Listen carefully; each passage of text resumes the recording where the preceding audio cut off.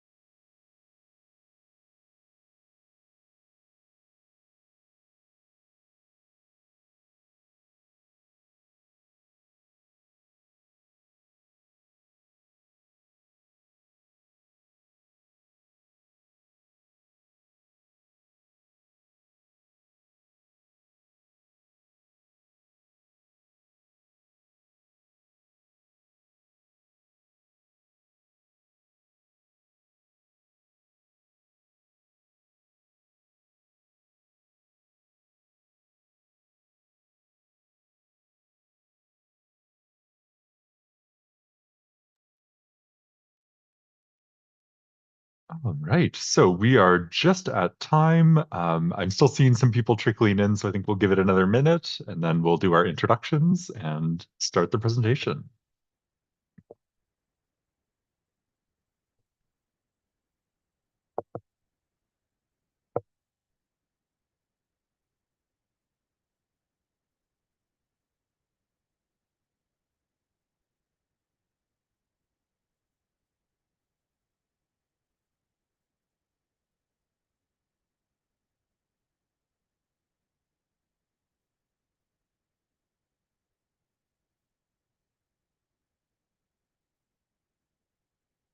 All right, let's get this ball rolling. So, welcome everybody. Good afternoon. My name is Kevin Burke, and I'll be the moderator for this session titled Implementing Primo Research Assistant, Navigating Challenges, Seizing Opportunities, and Providing Critical Support.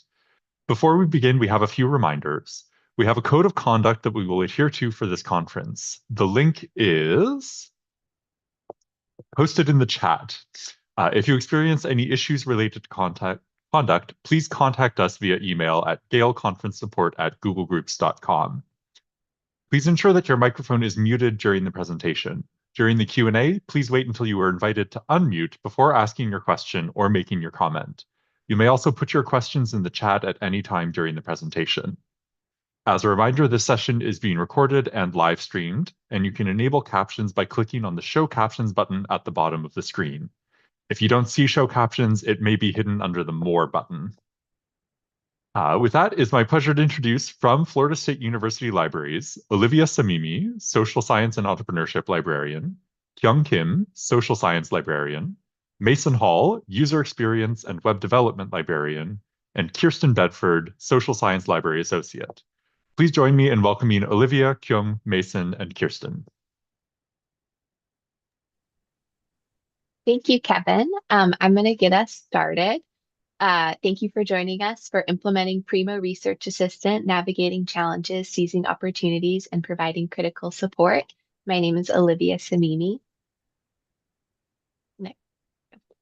Just a brief overview of what we're going to be covering today. So we're going to start with a little background about FSU libraries and our AI, the current state of AI, so you can kind of get the context we're coming from. We're going to do a brief literature review of what other people are writing about Primo Research Assistant. Then we'll talk about the process of FSU's implementation of this tool and the critical support we provided through the Primo AI Toolkit and the Primo AI training. We'll finish with key takeaways, and we're going to end with a Q&A where we also want to hear your thoughts on Primo Research Assistant. So be thinking about that as we're presenting. These are our bios really briefly. For the sake of time, I won't go too much into them, but all our emails are down there. So if you're interested in reaching out after the conference, please do. Okay, and our goals for the session. So we want to describe our Primo Research Assistant implementation workflow, including key instructional methods and practical considerations. So we want to kind of provide you a roadmap of how we implemented this tool and share the lessons we learned, which we had some successes, we had some challenges, and just what we learned from that whole process. And like I mentioned about the Q&A, we also want to create a space for participants to share their own ideas, experiences, and frustrations from their own PRA implementation process, as we know a lot of you probably also had access to this tool and had to decide whether to turn it on or not. Like I said, be thinking about your experiences to share at the end.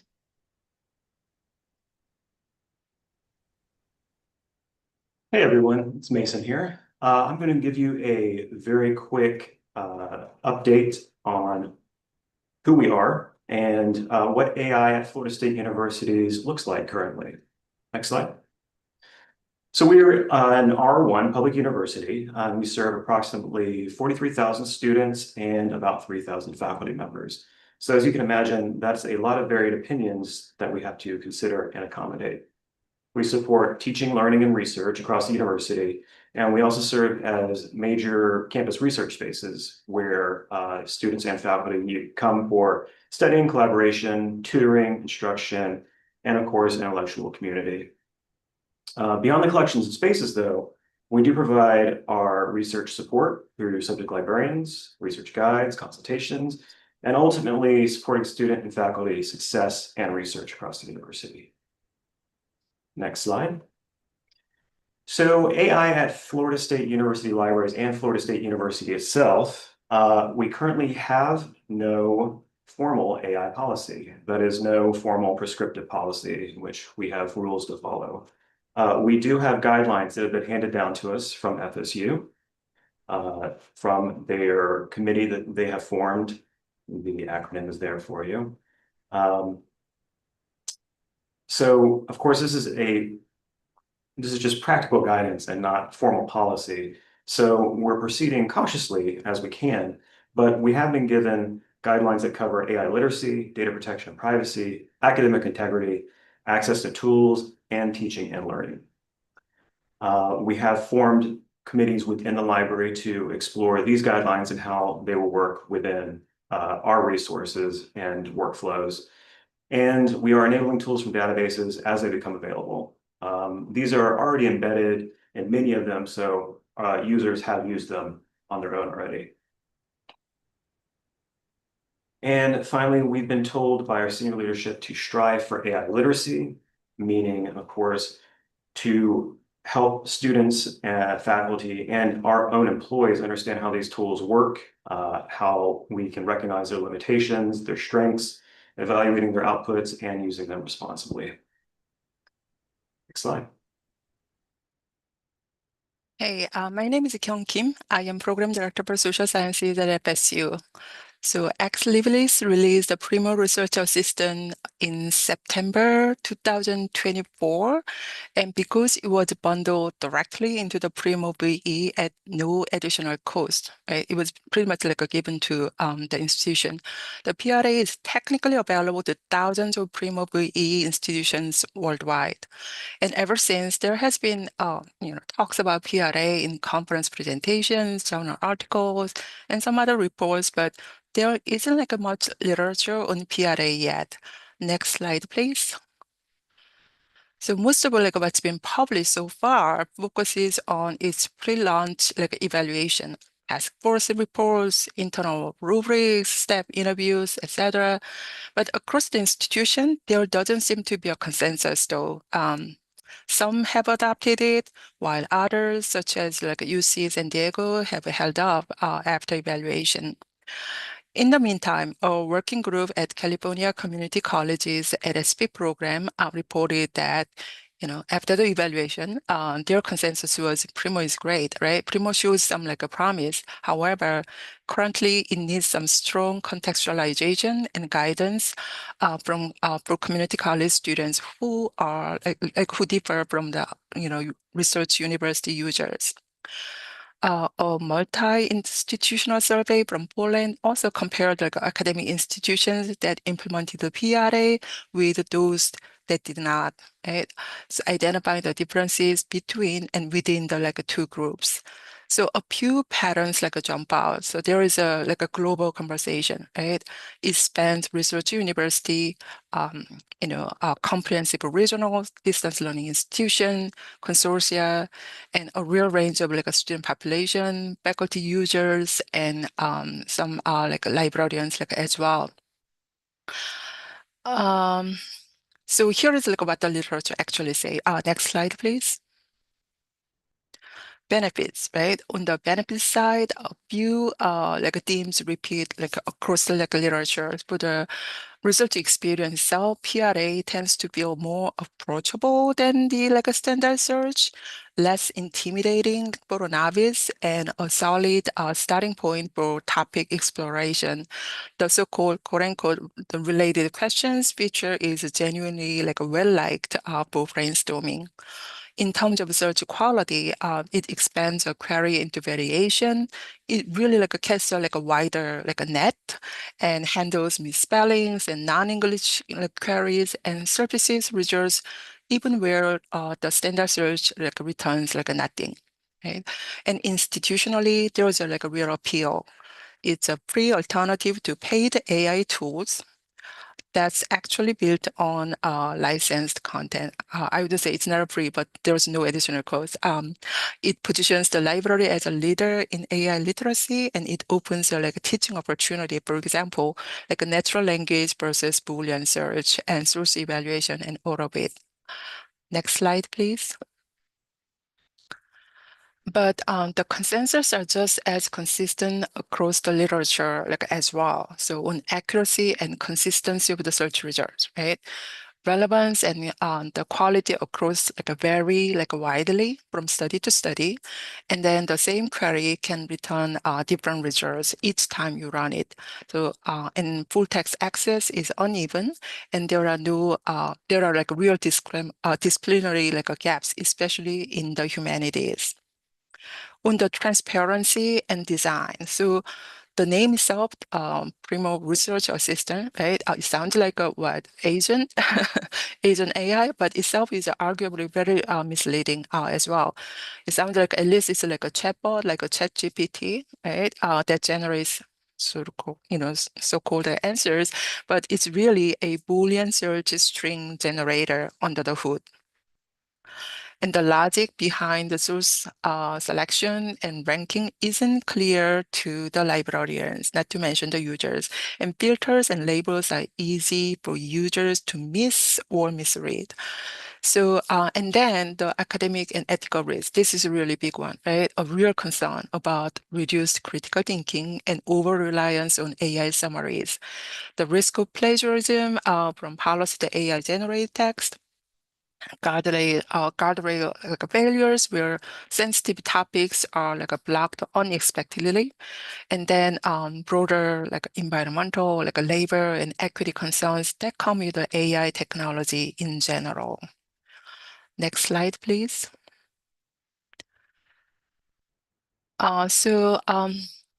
The literature converges on a few key findings. So I have looked at 9, 10 different studies and found that PRA seems to work best as a supplementary starting point and not as a replacement for traditional a discovery or for human librarian guidance. Right?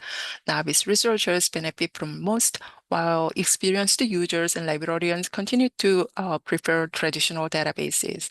And success, when it happens, depends heavily on the clear disclaimer, step training, ongoing monitoring, and real integration into AI literacy instruction. And here's a gap we have noticed. So collectively, the literature is very good at answering this one question. Yes, we could do it, right? We could adapt this, but should we? But it has much less to say about a different question, like how are the librarians actually using it to teach research skills and what happens when they do. So that means that whoever making this decision right now is doing so with quite little precedents to lean on. So indeed, libraries around the world are like being deliberate about it, right? Should we turn it on or not, right? And the findings of the literature review were helpful for us in deciding to implement the PRA and with all the pros and cons in mind. So now Mason will tell you how we implemented it. Yeah, let's go over a quick summary of our workflow. First off, obviously, is planning. And our biggest issue here was how to introduce this tool responsibly. And by responsibly, we mean considering the accurate framing of what it is and isn't, staff preparation, user support, transparency, and then, of course, attention to the limitations of the tool itself. So we started with buy-in from senior leadership, who was our all of our associate deans. We also consulted our faculty senate committee, which is a group made up of faculty from all over the university that are invested in the libraries. And that was telling because we got to understand some of the emotional and kind of professional concerns around AI. Obviously, and you've heard throughout this conference that emotional reactions are real and really range from curiosity to anxiety, skepticism, and even anger. We also work closely with instruction faculty and librarians, and we considered user experience, discovery, placement on the website, and really how the tool would fit into the existing research workflows. For instruction, we will touch on more of this in a bit, but basically, we knew the tool was easy to operate. We knew students are familiar with how LLM prompts work, but in this case, not exactly how to evaluate the results that PRA would give them. So we really needed to give them support in evaluating quality, relevance, and accuracy of the results.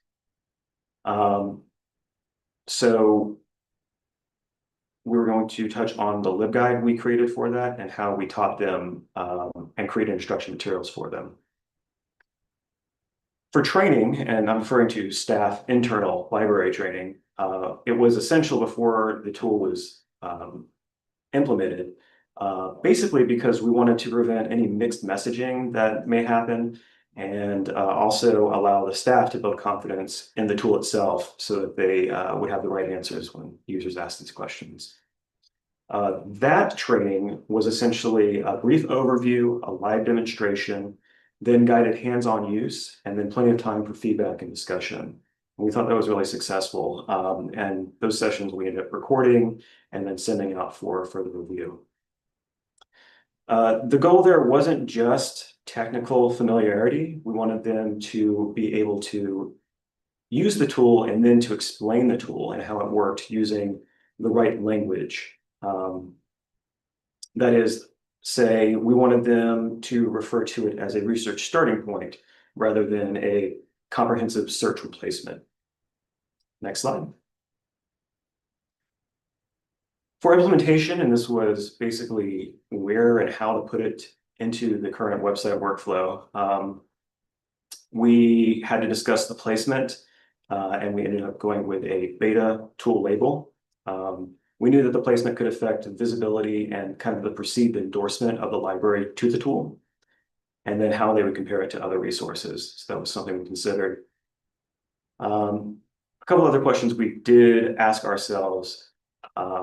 We did consider the users asking when they saw this link was, is it the same as a traditional library search? How is it different from the library catalog or the discovery system? Does its placement suggest that the library gives it the same priority as a traditional research tool? So basically, we had to balance between encouraging the exploration of it and preventing over-reliance. For the workshops and continued ed, we're going to go into detail in a little bit later. But basically, we had workshops where we presented the tool, allowed users to play with it, and then got feedback. And as for the feedback, that was instrumental in figuring out if this tool was right for us. We'll discuss this in more detail, but the feedback was mixed, as you can imagine, but highly useful. And it kind of reinforced the importance of presenting this tool as a starting point rather than a replacement. Next slide. And just a quick timeline here, you can see it took about a year from discussion and planning all the way to presentation to faculty, library senate committee, and the turning on the switch, if you will, for users to try the beta system. Next slide. Okay, so hi everyone, my name is Kirsten Bedford. I'm the Social Science Library Associate here at FSU Libraries, and in this next session we'll discuss some of the ways we incorporated user instruction into our implementation of Primo AI. So one of the questions, excuse me, one of the questions we had before rolling out Primo AI was, of course, how are we going to inform our users of this tool? Ultimately, we wanted to create a comprehensive resource that could be easily accessed and shared.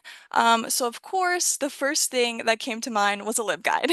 LibGuides were a pretty great strategy for us though, because they're centralized, relatively easy to manage in terms of web design, and of course you can easily update content, which when dealing with AI was definitely something that we wanted to prioritize because AI and AI tools are changing very fast. We also wanted the guide to have both informational and instructional content. So you'll see this a bit later when I give you guys a tour of the guide, but we have basic information on what the tool is, how it works, instruction on how to access it, how to use it, and how to use AI responsibly.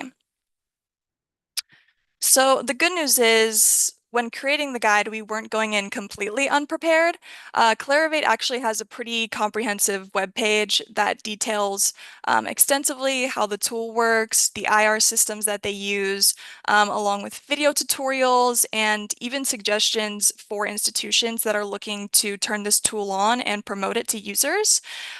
So we definitely pulled some information from that web page and edited the wording a bit to make it more digestible for our users, but it was certainly a reliable resource. At the time we rolled the tool out, there were also a few peer institutions that had turned on the tool, and they had LibGuides. So we got a lot of inspiration from these other guides as well on how we wanted to organize the content and examples of specific information that we wanted to highlight. And we definitely recommend this strategy of, seeing what other institutions are doing and just sort of benchmarking. So now we're going to go into a quick tour of the guide. And probably one of the first things that you'll notice about the guide is that it's called OneSearch AI Research Assistant. And the reason for this is because in all of our marketing and promotion, we referred to our discovery system as OneSearch, not Primo. So we just decided to rename the tool to make the most sense for our users and to be consistent. And so on this first page here on the home page, you can see that we have an announcement about the beta launch of the tool, how to use the guide.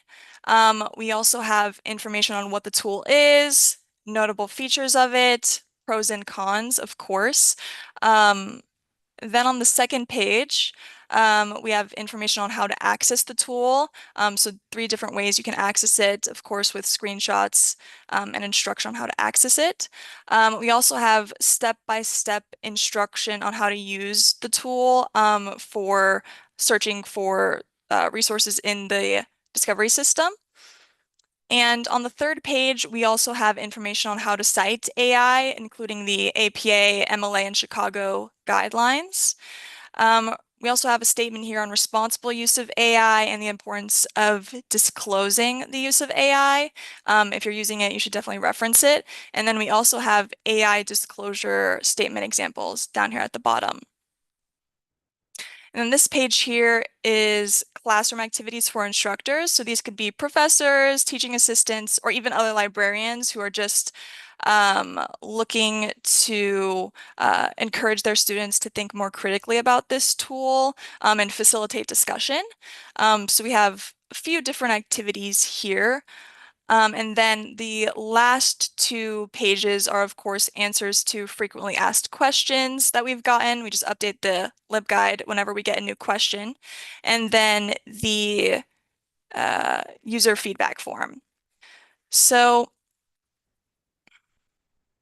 as Mason and Kyung mentioned earlier, the initial plan for the Primo AI tool was for it to be a beta release.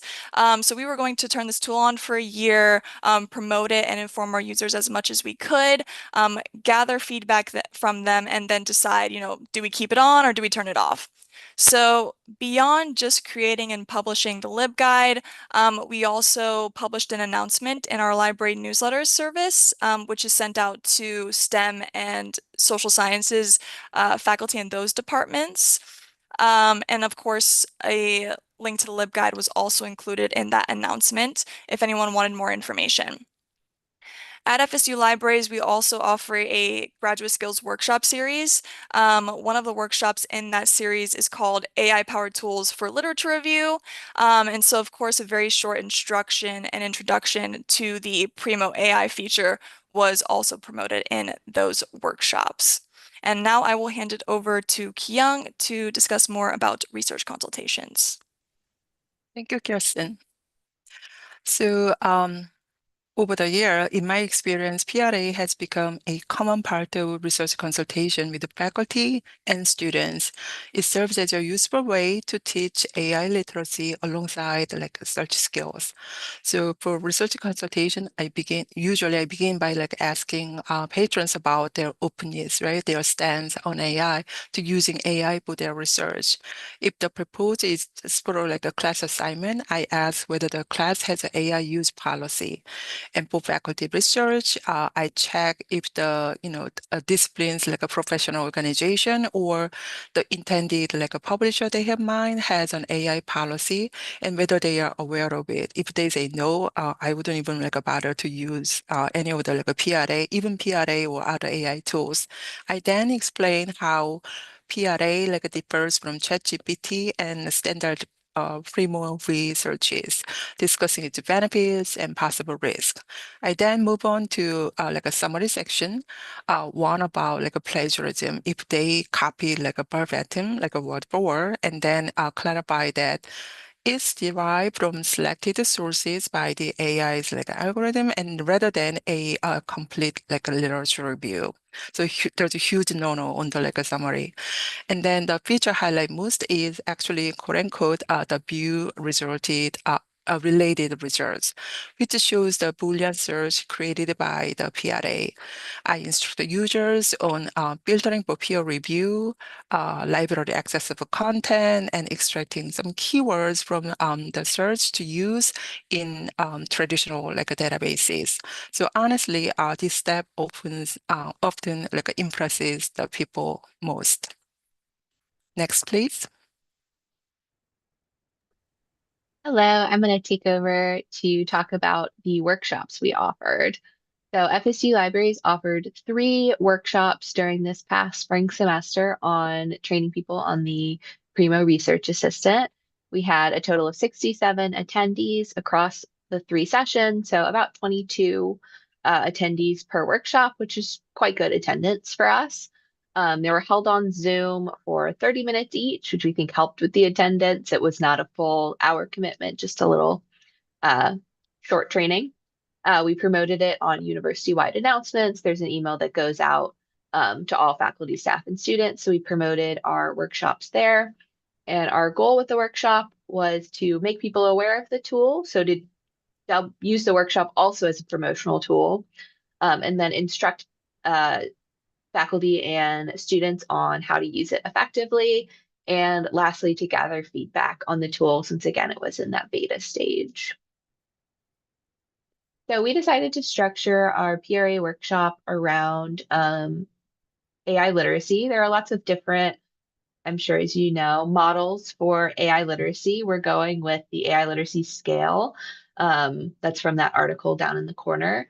And I'll just breeze through this for the sake of time, but there's 4 facets of AI literacy. There's awareness, which is the ability to identify and comprehend AI, usage, the ability to apply AI to complete tasks, evaluation, the ability to evaluate AI tools and their outcomes, and ethics, the awareness of the risks and drawbacks of using AI.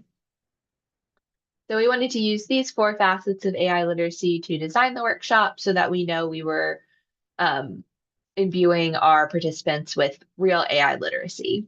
So for awareness, we taught a basic overview of what the tool is with no perceived prior knowledge.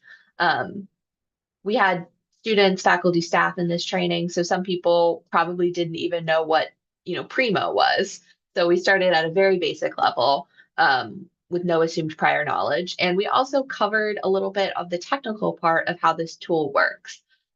So I'm not involved in web dev at all. So I'm not like, we didn't get super granular, but Primo on the Primo website, you can see there's like 5 steps to how the tool works. So we went over those 5 steps so they knew how their answer was getting generated.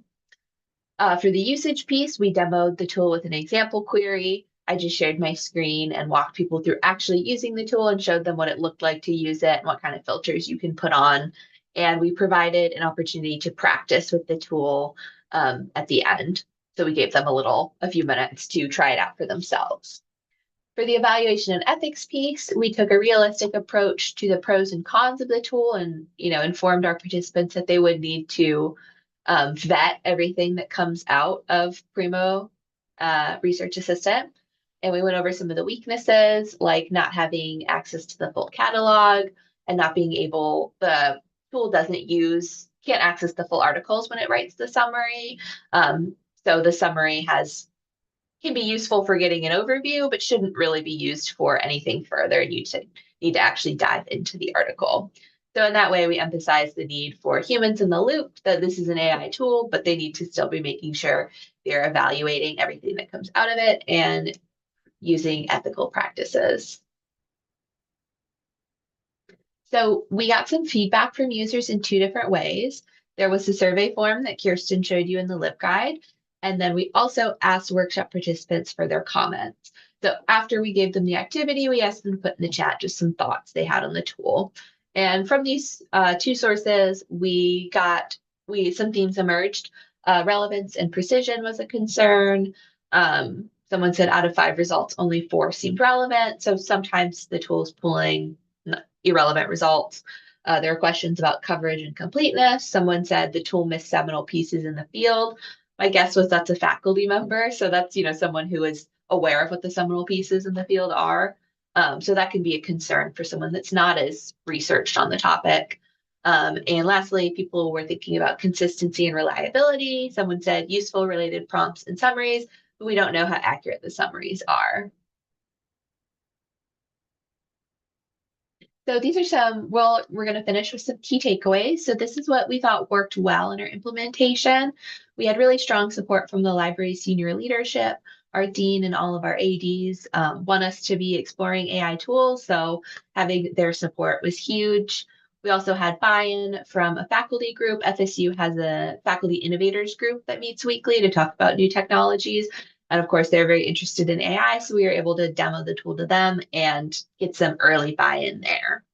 We're also, FSU has a few AI tools that are institutionally licensed. We have Copilot, Gemini, and Notebook LM are the big ones. So having an AI tool available to the community was not new, which was good. Like Mason talked about, we also had that pre-launch staff training. We had the accessible low barrier workshops, 30 minutes virtual, easy to tune into. We had good LibGuide engagement with over 1,000 views in a little under a year. And we think that balanced instructional approach that we've been talking about worked well, where we present the benefits and the limitations. Of course, nobody's perfect, so we have a few things we think we could improve on for our next implementation. We would like to cultivate buy-in within a broader community. As we sort of touched on, there are diverse opinions about AI at FSU and every institution. So there were some departments or colleges that were not interested in this tool. We also would like to develop more robust AI literacy training and have like a framework for AI literacy training so that we don't have to reinvent the wheel for each tool to create a training for it. We also would like to kind of improve the feedback we got from the community. So we'd like to, in the future, establish formal evaluation of learning outcomes. So to see how well this tool is working to teach the things we want it to teach.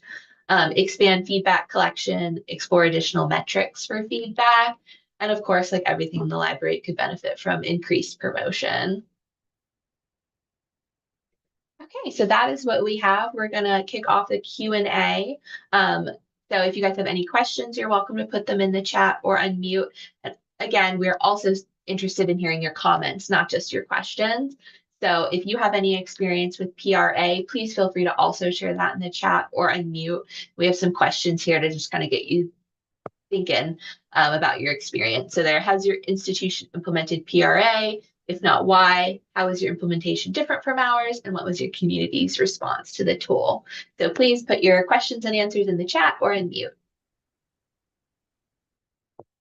Right, fantastic. Thank you so much to all our presenters. I did see a couple questions coming in the chat during the presentation, so I can share some of those now if you like.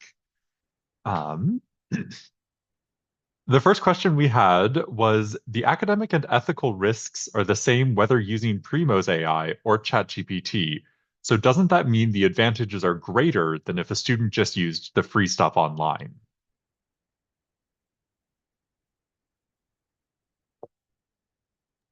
I think I will try to answer the question. So yeah, but one of the concerns and like a criticism from our the university like a member, especially from the faculty, is that yes, students can use ChatGPT by free subscription, or like they may be like a paid users, right? Paid subscribers, but libraries introducing like a AI to our students and faculty was taken a little bit like a differently. So yes, I agree. It's better than like a, just like a user like free stuff online, but there was also like some concerns. Um, So I have some questions of my own. We were Mhm. chatting a little bit before the session, and so I also did some testing of the Primo Research Assistant, but in a very different context. I was working at a government library, where a lot of our reference and research questions were based on our parliamentary documents, our Mhm. local government documents. So without access to those in the Research Assistant, that was kind of a deal breaker for us. I wanted to ask if the scope of the Primo Research Assistant impacted adoption for you, if it was something you felt you had to educate users on, and if that was kind of a stumbling block in your adoption. I can add something, Yang, if you have something to add Yeah, too. sure. Mhm. But that did come up in the workshops. We talked about how it didn't index all of the content that we have accessible on Primo. I know Elsevier doesn't index on there. I brought that up at the workshop, and one of the people in the workshop was a faculty member in the STEM field, and he said, "Okay, this doesn't work for me because it doesn't have Elsevier." So we definitely saw the coverage question affect some people's interest in the tool, but we still, it has gaps, but we think it's still worthwhile for turning on.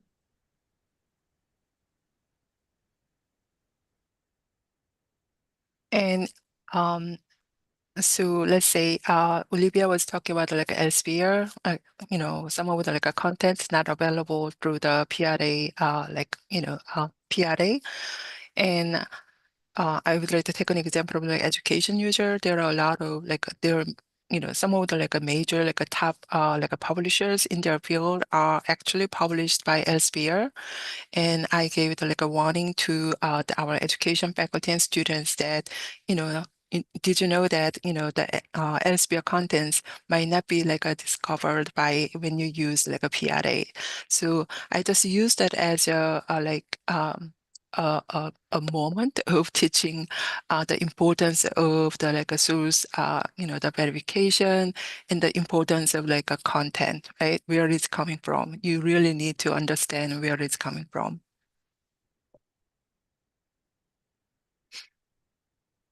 So we have a comment in the chat from Mm-hmm, Rebecca who says, "We are testing this summer. I got mm-hmm. very frustrated trying to get it to give me actual works by an author rather than works about the author. I think this might be similar to the seminal work comment. PRA seems to prioritize current work. Even when I used one of the suggested follow-up questions that was specifically about the author's works, it still didn't give me any." That sounds really like a frustrating. So as I like briefly mentioned during the presentation, I use like a PRA as, whatever, the biggest advantage is that they can use the like a natural language question, right? The novice users do not really have to think about all the like a keywords and how to combine the like a keywords to construct the functional like a search. At PRA, you can start with your own like research question in your own, plain English or in your, whatever the like other languages that you're using. And then I highly like encourage that, just forget about the like a summary or overview of the sources, but click on the like a view more results, and then they will see the like a results like generated by the like a PRA. And then that's like when really like the real search party like begins, I would say. Yes, that's frustrating. And I also like see the Karen's comments about the like a satire because AI cannot really tell the like a satire. Yes, that's very true. And then one of the most important things that people need to know, the researchers need to know about like a AI, is that not only the like a PRA, but AI in general is that it doesn't really assess the quality of the content, right? So let's say there are some significant, errors in a methodology, like a research methodology design from a journal article, right?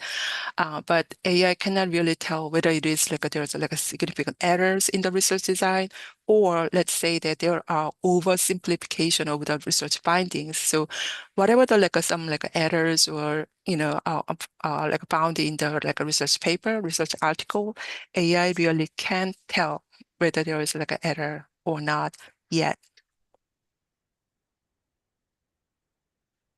I see some more Mhm. comments coming in the chat. I believe also if anybody wants to speak out loud, you can raise your hand and I should be able Mhm. to. The button that says allowed to talk, which is a little menacing, but you're welcome to give it a shot.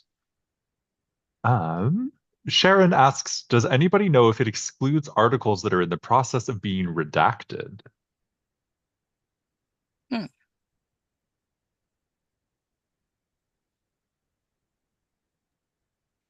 That's a really great question, right?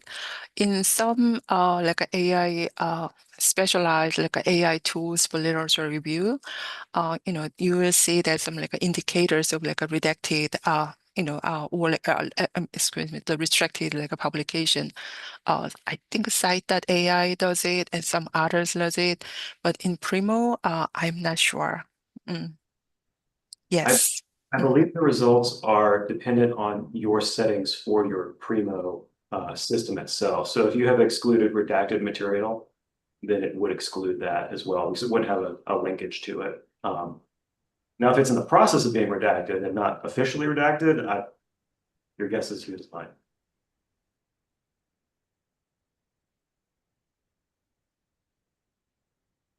There's another comment from Rebecca who says, I do wonder if a feature in such a basic library resource as our catalogs needs so much training. Is it really ready for Prime or is that Primo time? I think that's quite relatable to a lot of us who are involved in the testing. Right? That's why the librarians in the world are like pondering. Do we really want to, flip the switch? I mean, we cannot really just like flip the switch and then sit back and relax and just let's hope that everything will be fine. We can't really do it, right? So I'm honestly like being like a hopeful that there are some like a major like a changes, like a improvements in like a Primo RA, a PRA, and then we'd like to, the librarians, and we'd like to provide some feedback, our very honest opinions on the product to the company developer. We had another comment earlier that kind of Mhm. ties into some of this about your mention that experienced users didn't find the tool as useful.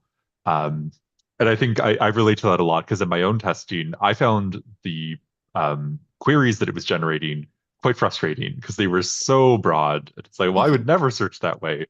But I was wondering in your testing, did your more experienced users find some value in it anyway, in other parts of the tool, maybe. You were talking about using that like view more. Was that kind of more their speed? Well, I think Karen, I think it was Karen, she commented it, no Karen, but Leanne, right?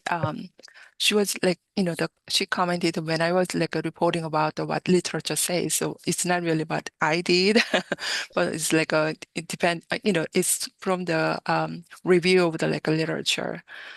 But yeah, experienced users and librarians, yeah, I agree, right? I think just I will. oh, go ahead.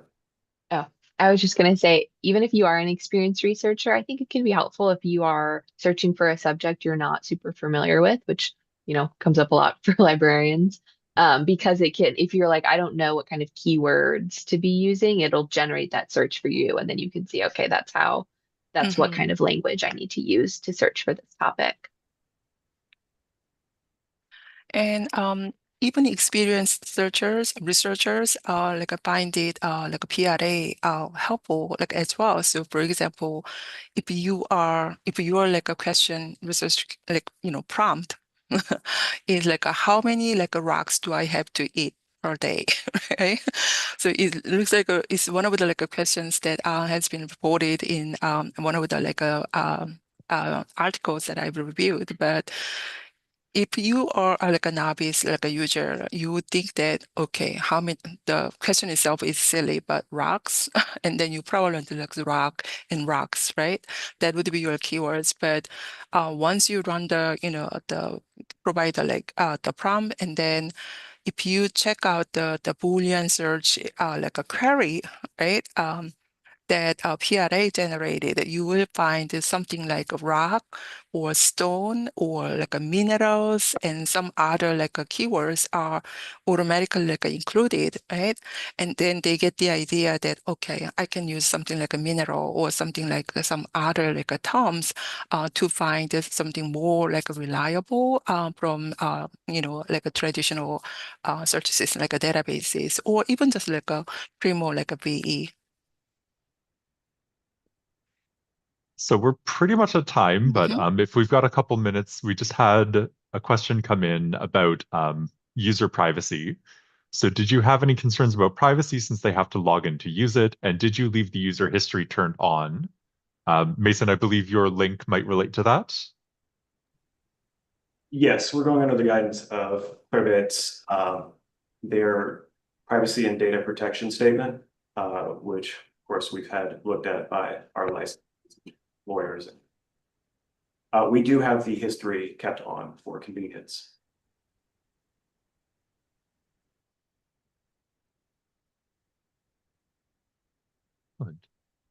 Right. So I think we'll give people just one last second to get some comments in. I see another one from Gerald who says they tested the PRA and it's enabled but basically hidden.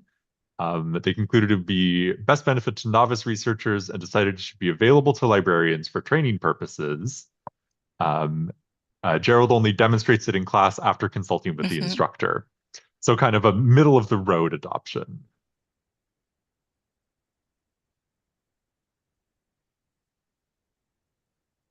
Sharon asks how that's done. I believe that's going to be in the configuration. There should be a, at the top menu, I think there's a button to turn on and off that link. All right. Well, with that, I think we'll wrap it up and give everybody some time to stretch their legs before the closing keynote. But everybody, if you could join me in thanking our fantastic presenters from Florida State University Libraries. Thank you so much for sharing all of your experience with the Primo Research Assistant. Thank you so much. Thank you.